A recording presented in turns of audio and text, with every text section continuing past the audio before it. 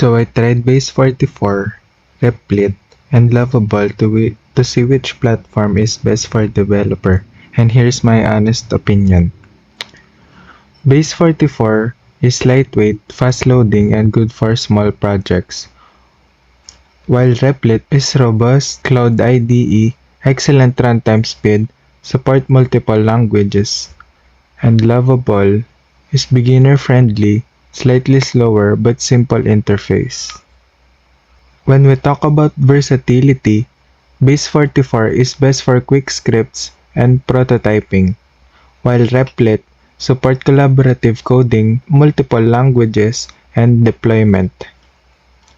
Lovable limited integration but easy to navigate. When it comes to pricing, Base 44 free plan with basic features, paid plans is affordable, while Replit free tier limited, premium plan is required for larger projects.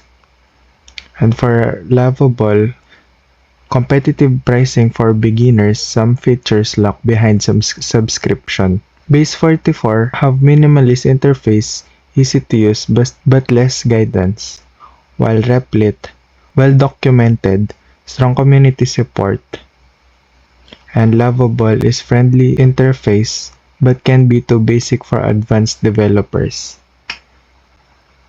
So if you want a fast, simple editor, go with Base 44. If you want collaboration and robust features, go for Replit.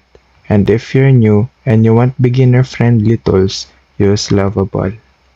If this video helped you, make sure to like and subscribe. Thank you for watching.